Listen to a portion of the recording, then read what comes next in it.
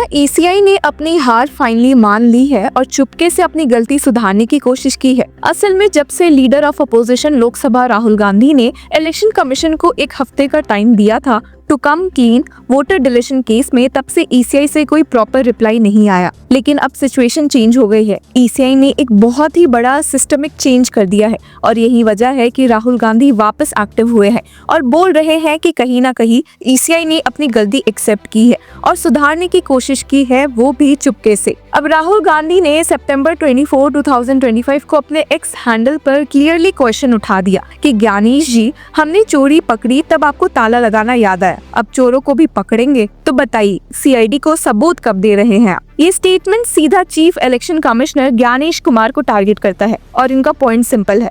Voter deletion का attempt हुआ और इलेक्शन कमीशन ऑफ इंडिया तब तक साइलेंट रहा जब तक मीडिया और अपोजिशन ने प्रेशर नहीं डाला। अब इशू का बैकग्राउंड ये है कि कर्नाटका के आलंद असेंबली कॉन्स्टिट्यूएंसी में लगभग 6018 वोटर्स के नाम ऑनलाइन डिलीट करने की कोशिश हुई थी, अलेजेडली सॉफ्टवेयर और मिसयूज के जरिए। राहुल गांधी ने अपने प्रेस कॉन्फ्रेंस में ये तक बताया कि someone had tried to get names of about 6,000 voters deleted from booths in Aland through online submissions, and in most cases the identities of actual voters had been misused to submit the application forms. Phone numbers जो OTP के लिए use हुए वो भी actual voters के नहीं थे। अब ईसीआई का स्टैंड इस पर था कि no deletion of any vote can be done online by any member of the public as misconceived by Shri Rahul Gandhi. No deletion can take place without giving an opportunity of being heard to the affected person. और ECI ने ये clarify किया कि 2023 में कुछ unsuccessful deletion attempts हुए थे जिनके लिए एफआईआर भी फाइल हुई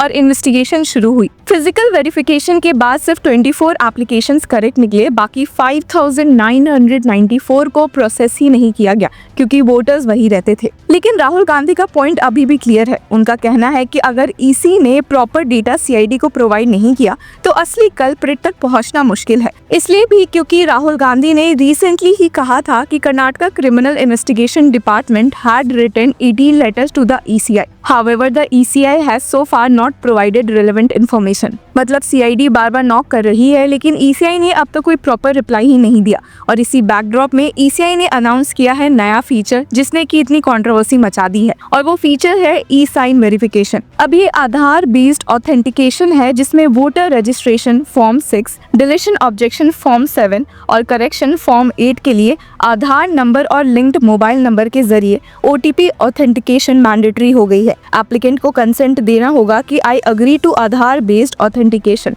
तभी फॉर्म सबमिट होगा। ये पूरा प्रोसेस सीडीएसी के ई साइन पोर्टल के थ्रू होता है जो ministry of electronics and IT के अंडर ऑपरेट करता है। मतलब अब ऑनलाइन वोटर डिलीशन फ्रॉड के चांसेस काफी कम हो गए हैं। राहुल गांधी ने इसी चेंज को नोटिस किया और वापस एक्टिव हुए क्योंकि उनका कहना था कि लॉक लगाना अभी स्टार्ट हुआ है but better late than never. ये मूव उन्होंने एक स्मॉल विक्ट्री की तरह प्रेजेंट किया है। ईसीआई ने फाइनली अपने सिस्टम को सिक्योर करने की कोशिश की। अब ये वो बात है कि आलंद का केस पहले भी हाईलाइट हुआ था। राहुल गांधी ने प्रेस कॉन्फ्रेंस में कहा था कि मिसयूज के थ्रू लगभग 6000 नेम्स डिलीट करने की कोशिश हुई।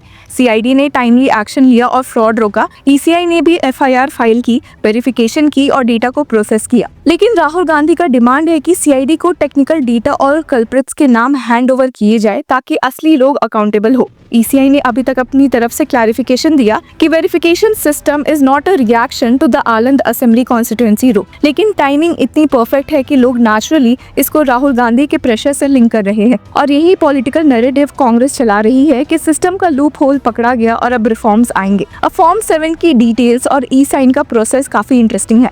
एप्लीकेंट्स को इंश्योर करना होता है कि वोटर कार्ड का नाम आधार से मैच करे, मोबाइल नंबर लिंक्ड हो और ओटीपी कंप्लीट होने के बाद ही फॉर्म सबमिट हो। इससे फ्रॉड का रिस्क काफी कम हो गया है। पहले फोन नंबर सिर्फ एपिक से लिंक्ड होता था और आइडेंटिटी वेरीफाई नहीं होती थी। अब सिस्टम को स्ट्रेंथन किया गया है। राहुल गांधी का कहना है कि ट्रांसपेरेंसी एंड अकाउंटेबिलिटी दोनों जरूरी है। उन्होंने ईसीआई से डिमांड किया है कि provide details of those behind the vote fraud for CID to find out those behind it. मतलब प्रोसीजरल रिफॉर्म्स के साथ कल्प्रिट्स को अकाउंटेबिलिटी भी इंश्योर करना जरूरी है। अब यहाँ पर पॉलिटिकल एंगल भी काफी स्ट्रॉन्ग है। राहुल गांधी के सपोर्टर्स बोल रहे हैं कि ईसीआई फाइनली अपनी गलती सुधार रही है। अपोजिशन के लिए ये एक अपॉर्चुनिटी है नैरेटिव को एम्पलीफाई करने का। हमने चोरी पकड़ी, अब हम चोर भी पकड़ेंगे। अगर आम वोटर को लगे कि उनका नाम बिना कंसेंट डिलीट हो सकता है तो उनका ट्रस्ट पूरे सिस्टम पर कम हो जाता है। राहुल गांधी का कांस्टेंट हाईलाइटिंग उनका ट्रस्ट वापस बनाना और अलर्ट करने का काम करता है। अब ECI का लॉन्ग टर्म गोल ये है कि ECI नेट पोर्टल सेंट्रलाइज्ड हो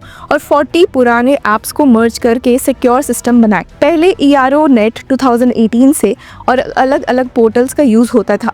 अब एक सेंट्रलाइज्ड सिस्टम है, लेकिन कोई भी लूप होल रिपीट हुआ तो इम्पैक्ट काफी बड़ा हो सकता है, जैसे कि आलन में हुआ था। तो राहुल गांधी के कोट्स और स्टेटमेंट्स इस नैरेटिव को क्लियरली डिफाइन करते हैं कि ज्ञानेश जी, we caught the theft and only then did you remember to put a lock. Now we'll catch the thieves too.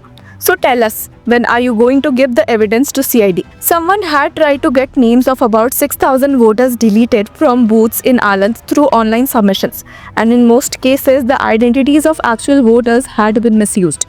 और वहीं ECI ने भी अपने स्टेटमेंट्स मेंटेन रखे हैं, जिसका ब्रीफ ये है कि no deletion of any vote can be done online by any member of the public as misconceived by Shri Rahul Gandhi. No deletion can take place without giving an opportunity of being heard to the affected person. In 2023, certain unsuccessful attempts were made for deletion in Aland Assembly constituency, and an FIR was filed by the authority of the EC itself to investigate the matter. अब future का scenario ये है कि CID investigation और ECI की cooperation पर depend करेगा। अगर कल्प्रिट्स को अकाउंटेबल बनाया गया और सिस्टम सिक्योर हुआ तो पब्लिक कॉन्फिडेंस स्ट्रेंथन होगा, लेकिन अगर डिलेज और लैक ऑफ ट्रांसपेरेंसी रहे तो पॉलिटिकल नैरेटिव और एम्पलीफाई होगा और ट्रस्ट हर्ट होगा। बॉटम लाइन ये है कि आनंद का एक छोटा केस अब एक नेशनल अटेंशन का सेंटर बन गया है। Online voters deletion fraud, Aadhaar based e-sign reforms, CID investigation और पॉलिटिकल प्रेशर, ये सब एक मिक्स बन गया है जो पूरे इलेक्शन सिस्टम के इंटीग्रिटी को क्वेश्चन करता है। राहुल गांधी के एक्शन और स्टेटमेंट्स इस डिबेट को और हाईलाइट कर रहे हैं, और ECI के नए स्टेप्स पब्लिक और अपोजिशन के दोनों के लिए सिग्नल है